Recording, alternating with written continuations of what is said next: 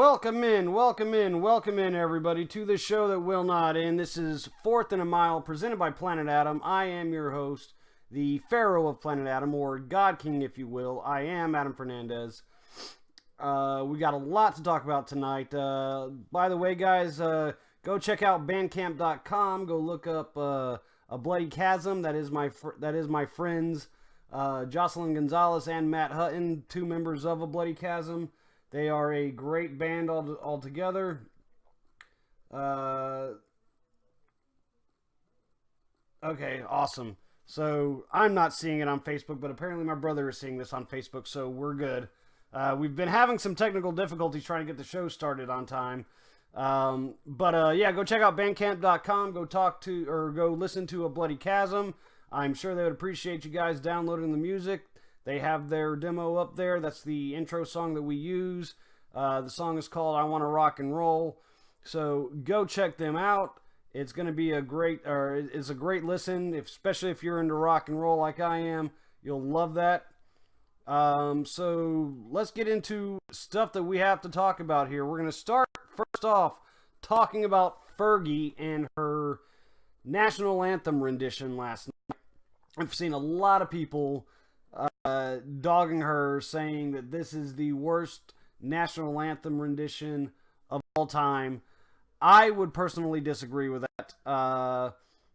I'm not saying she did a good job, not by any stretch of the imagination. I've never thought that she was that great of a singer. And last night she proved that point pretty well.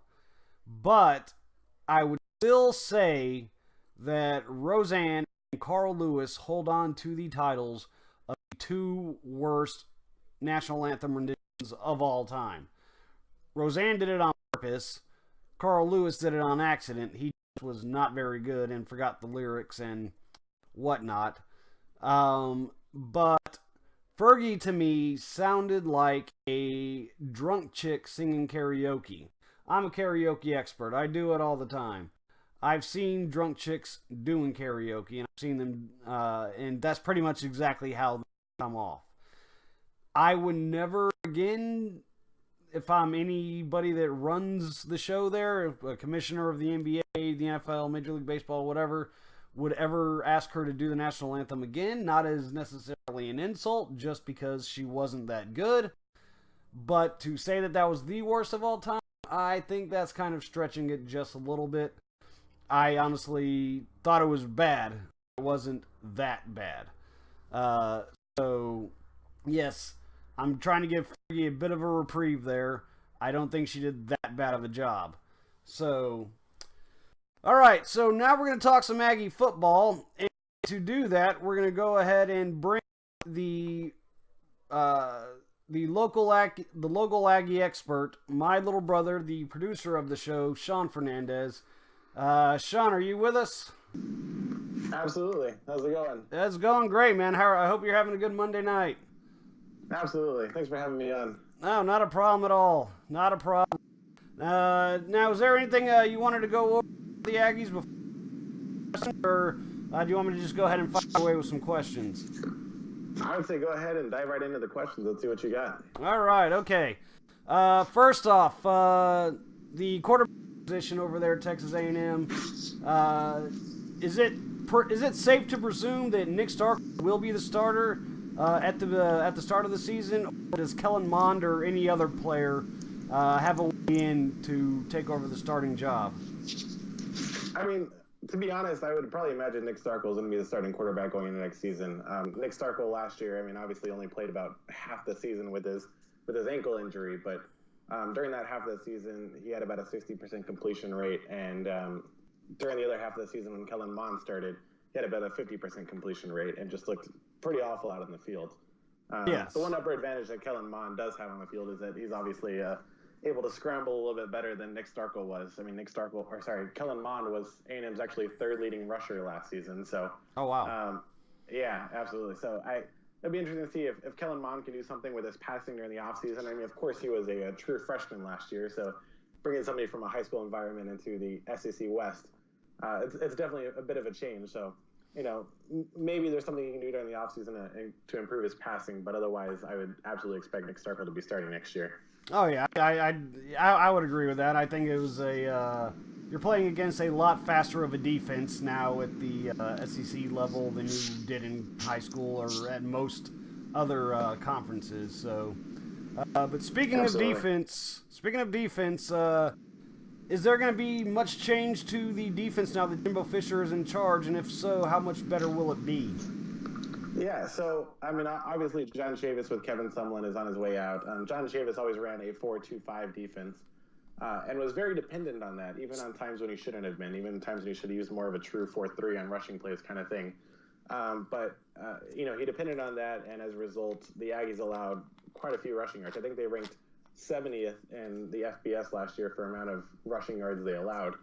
That said, Mike Elko's coming in, and he kind of sticks with the 4-2-5 as well, but his is a little bit different in the sense that he has kind of some hybrid positions. In fact, one of them is a defensive end linebacker position that's kind of a hybrid, Huh. as well as a safety linebacker position that's hybrid. That the positions can kind of adapt on the fly to a rush or a pass play, and it's definitely very effective.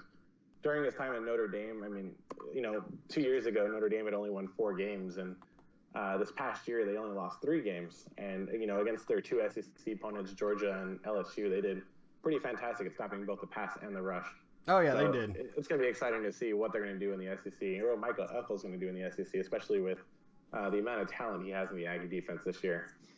Okay, yeah, I would agree. I'm actually very interested in seeing that. I don't think that defense was, I want to say, not a priority for Sumlin, but it was definitely a weakness of his as the head coach. And Absolutely. so, are there any recruits to look at, or who are the recruits, I guess is the best way to put it, to look out for, maybe not this year, but down the road of everybody that they recruited this year, or maybe even been recruiting for next year? Yeah, so I think there's at least a couple right off the bat that I can think of that will probably be pretty effective in the upcoming year. A couple that come to mind are Bobby Brown as a defensive tackle. I think the way Mike Elko runs his defense, I think we'll see Bobby Brown as more of a defensive end and that kind of possibly a hybrid position. So it'll be interesting to see how he comes in as a freshman and plays. Jalen Preston is a wide receiver that's coming in, and with Christian Kirk out, I think Jalen Preston's actually going to be the one to step in and kind of take that spot, especially as a 4-star recruit coming in. Is it going to be both a receiver and a kick returner like Christian Kirk? I don't know about a kick returner, and that's an interesting position. I'm curious to see how they fill. I know Jalen Preston's definitely going to, I would imagine he's going to be starting as a receiver even his freshman year, but I feel like he'd be pretty good in that kick return spot. I don't know if Jimbo Fisher feels the same way and we'll put him in that spot, but I think he definitely could fit it pretty well. Some other interesting positions to see are Jay Sternberger, who's coming in as a tight end. And for this one, this is pretty interesting because during the Sumlin era, the past 5 years or so, they haven't really utilized the tight end position. So that's very definitely true. As a recruit coming in, they have nobody on the roster currently that's a dedicated tight end. So between him and Glenn Beal, both coming in as freshmen this upcoming year's tight ends, it'd be really interesting to see how they utilize those 2 positions. Okay, and is there any chance that any of those will be redshirted? I mean, out of those 2, I would say probably not. Maybe Glenn Beal. Glenn Beal's only coming in as a 3-star recruit on tight end. But out of those guys, I think all of them will be starting. I think a couple people that will be redshirted, I think James Foster, who's coming in as a dual threat quarterback, will obviously be redshirted unless some bizarre situation happens where both Mon and Starkel are injured. I think we'll see a few others. I'd be not surprised if we saw Max Wright, one of the other defensive ends coming in, redshirted next year. I mean, amongst others, obviously there's quite a few that I think are going to be redshirted, but I think the predominant players and the 4 star recruits that are coming in are definitely going to be playing next year. And what so far has impressed you about Jimbo Fisher and the way he's run the team since he's been over here? We all saw the basically presidential entrance for him, getting off of Aggie One and had the whole band out there, everybody cheering him on. But since then, what has he done to impress you? I really think it's the recruiting.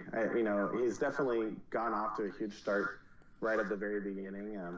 And even after his introductory press conference, he was out on the road recruiting that same day. I mean, he headed to Houston that same day, right after his press conference. So he's definitely taken a big charge in that. And to be honest, I think there's a lot of recruits that committed to Sumlin because of the kind of swagger that Sumlin had. And we're skeptical about Jimbo Fisher at first, but I mean, you look at a lot of these recruits, especially people like Bobby Brown, who actually had decommitted from A&M after Jimbo Fisher came in. But then later on, after meeting with Jimbo Fisher and Jimbo really pursuing him, he recommitted to A&M. So he's definitely been incredible in recruiting, not only bringing in people that, were once lost after he came in, but also bringing a whole lot of new talent that Sumlin hadn't even started. And to even add on to that, something that I'm even more impressed with A&M and with Scott Woodward, their athletic director, is the fact that they want to go after a national title, and they're willing to pay the kind of money to their coaches and their assistants to be able to do so. Yeah. I mean, they've brought in some great talent on the coaching staff that, it's pretty incredible that they've really made it clear that they're dedicated to this kind of path of getting towards a national title. Yeah, definitely. And, I mean, we already know that Jimbo Fisher has won a national title with Florida State. So I think that if there was anybody out there that, or in the coaching search that, knows how to win a national title, it would have been Jimbo Fisher out of everybody else that was available. Absolutely. Okay, so there was a quarterback that they had signed for or committed for next year, but after the coaching transition from Sumlin to Jimbo Fisher, Grant Gunnell decommitted from the Aggies. And right now is being, how can I put it, looked at by other schools and being approached by other schools. Does Grant Gunnell's decommit hurt the Aggies, and if so, how much? I think it's probably a little too early to say. Of course, I think it's sad because he was a four-star quarterback, a dual-threat quarterback at that coming in. Of course, some kind of talent that we definitely wanted on the team next year. But at the same time, I think Starkel's going to be here both this season and next season. I don't think he played quite a bit last season, enough to at least go to the draft after this season. So we'll have Starkel at least another 2 years, and then James Foster, dual-threat quarterback coming in this year, is probably in a redshirt. We'll probably start after that and have at least 2, maybe even 3 years. So I feel pretty good at where we're at. I mean, of course, I would always love to have the talent, but I think it's too early to say that I'm necessarily concerned that Grant decommitted. And even that, I mean, based off quite a few scouting reports in 247 Sports, a lot of them say they still project Grant to come back to A&M, and he even made it very clear in his tweet that he's not completely ruling A&M out, and he's still very interested in A&M, but he just wants to explore other options. And I mean, I can understand that, especially somebody who committed to Kevin Sumlin, and like I said, the swagger that Kevin Sumlin had as a recruiter. It's somebody who, he wants to explore his options and make sure that he's making the right decision after the coach that he committed himself to is no longer there. Yeah, and that's definitely something there because, I mean, Coach Sumlin was always a great recruiter.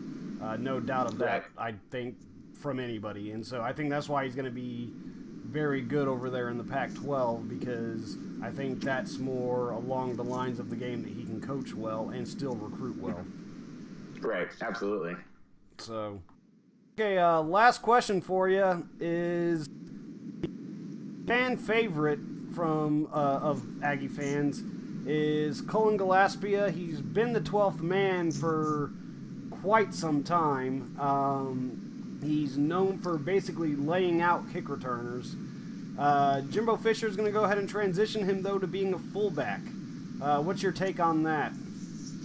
I have to say I am really excited about this change. The fullback position is something that's obviously starting to die out a little bit in football. And in fact, the Aggies haven't had a true fullback since Chris Alexander during the Fran days about 10 years ago almost. Wow. So it's exciting to see the fullback position come back to A&M and come back to the Aggies and see how they implement it. I think Cullen is definitely a huge motivator to the team, and the amount of energy and excitement he brings to the team, and not only that, to the fans as well, is what really excites me. And to see him on the field more, see him getting these blocks for the running backs, I think is going to be awesome. I'm really excited to see how he does and how the position does overall, and how much Fisher implements him in their plays. Yeah, me too. I'd actually be very curious of that as well. I mean, Fisher runs, as far as I know, a lot more of a pro style offense than what Kevin Sumlin did. So, uh, Absolutely, yeah. yeah. So I can't wait to see him and see him lay out some linebackers. So,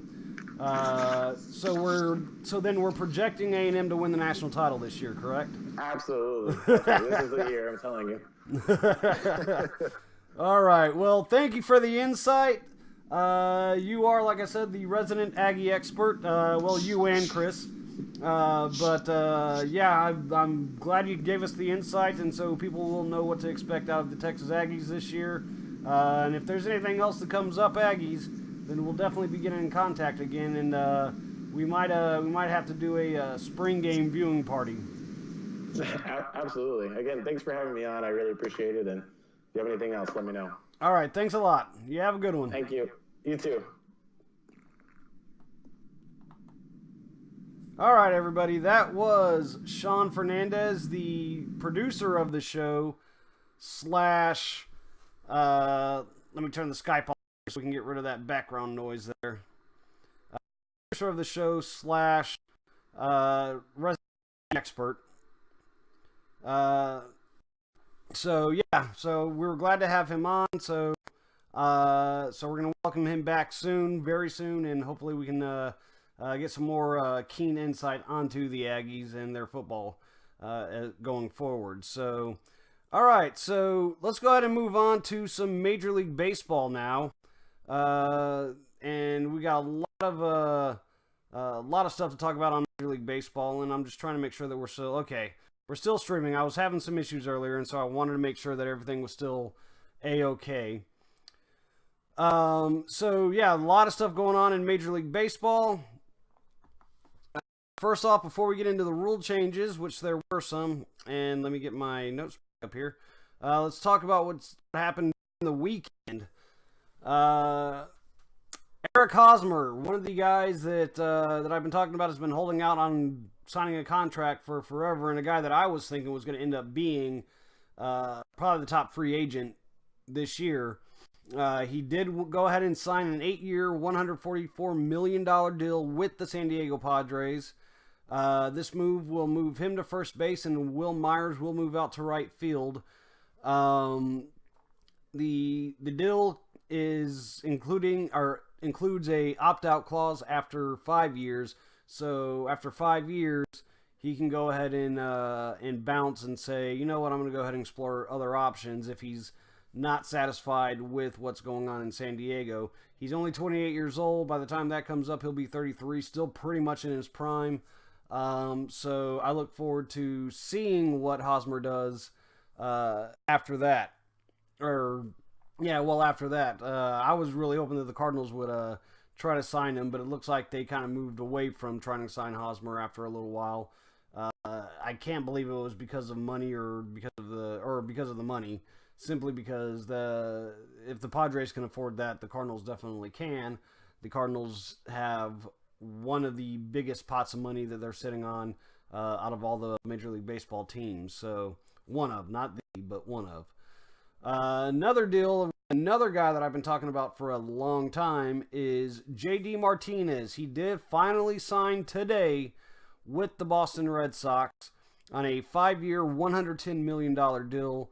It's got the opt-out clause as well after 2 years on this one. So again, if he's not happy with the situation in Boston after 2 years, he can go ahead and say c'est la vie to them and then move on from there. But the 5-year deal worth $110 million. My guess is you're going to see him more than anything be a DH, not play right field. He played right field with Detroit. He played right field with Arizona last year. He's definitely not the best fielding right fielder in the game, but he is a good hitter, a really good hitter. So I would expect to see him being the DH. And plus, I think because this is not near the money that he was wanting about $90 million more. I think he's kind of saying, well, then if you're only going to pay me $110, I'm just going to DH, and that's about it. Granted, when they go and play in National League ballparks, which they will because interleague play, they play at both National League parks and at their home park. I think you'll see him out there in right field. but for the most part, you're going to see him DH, in my honest opinion. So the Tampa Bay Rays really had a very bizarre couple days. They trade one of their top starters, Jake Odorizzi, to the Minnesota Twins. And then they also land, CJ Cron from the Angels in yet another trade. CJ Cron has been mediocre at best offensively for the Angels. He's a first baseman, which I'm not exactly sure what they're going to do at that point because they already have Logan Morrison playing first base. They also have Lucas Duda, who can play first base, who's also going to be a DH. My guess is CJ Cron is mainly going to go off the bench. But after that deal with the Angels, they DFA'd, which means designated for assignment, Corey Dickerson, who was one of their all-stars last year, who had a great first half of the year, started tapering off in the second half of the year. They went ahead and DFA'd him, which basically means they released him. They placed him on waivers, so any team that wants to sign him, and he's only 28 years old, maybe 29. Any team that wants to go ahead and sign him just has to go ahead and pay the Rays for him, and then he's part of that team. So that really upset the Rays' probably best player, Kevin Kiermaier, who went on an interview today in the Rays locker room talking about how he was not happy with the Rays seemingly have not been trying to win in recent years.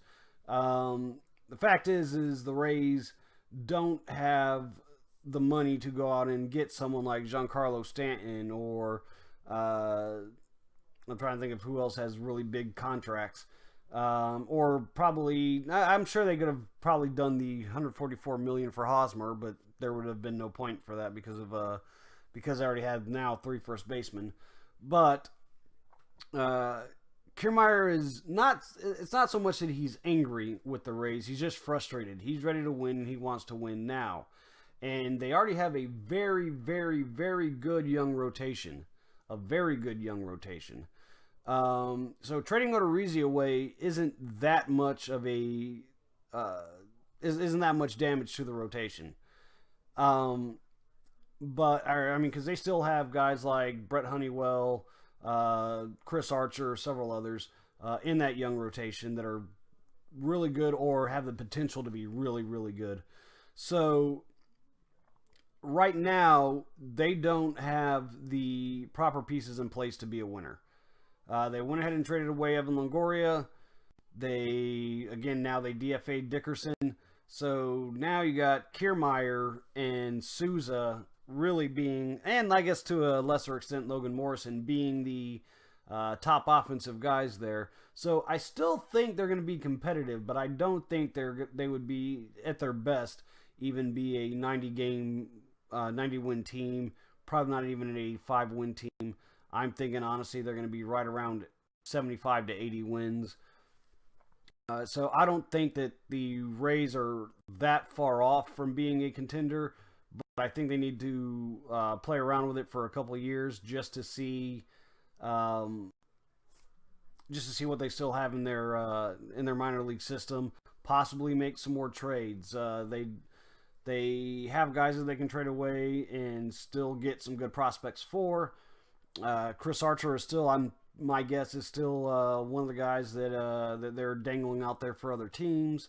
So maybe we'll see them start doing that and see them compete down the line. But as of right now, I don't see them competing too much. Let's see. Then let's go into the rule changes. I have been lambasting Rob Manfred for the past several weeks, ever since he brought up the idea of having a pitch clock and having runners start at second past from the 11th inning on to speed up the game. I don't like that idea at all. I thought that was completely utter BS. I just was not a big fan of it. So today they announced some rule changes, and much to my surprise, they did not include either of those two things. They are limiting mound visits, which I'm not happy about, but I'm okay with them doing that this year. They're limiting mound visits to 6 visits allowed per 9 innings. And what the mound visit consists of is manager or coach going out to the mound, any player in the field leaving their position to go speak to the pitcher on the mound, which would include the catcher, or the pitcher leaving the mound to go speak to any player on the field. However, there are some situations that will not warrant being considered a mound visit. Some of those include anything that includes an injury concern, cross signal checks or cross line checks. If the catcher is concerned that the other team has caught in their signals, then he's allowed to go out to the mound, speak to the umpire first, and let them know what they're doing, to go ahead and change up their signals. Just so that they can make sure that they can get on track and hide their signals a little bit better, or change them around a little bit so that the opponent will have to start over and not be able to have their signs. So that is, I think, a good idea. So I'm really actually happy about this, that Major League Baseball and the Major League PA were able to come together and say, listen, this is what we're going to do. We're going to see how much this can speed up. It's going to be a lot placed on the umpires, though. The umpires are going to be the ones regulating this. So we need to see how they do. Last year they implemented the batter's box rule. After about a month or so, they pretty much stopped enforcing it. I think the umpires got lazy and got tired of telling the players to stay in the batter's box.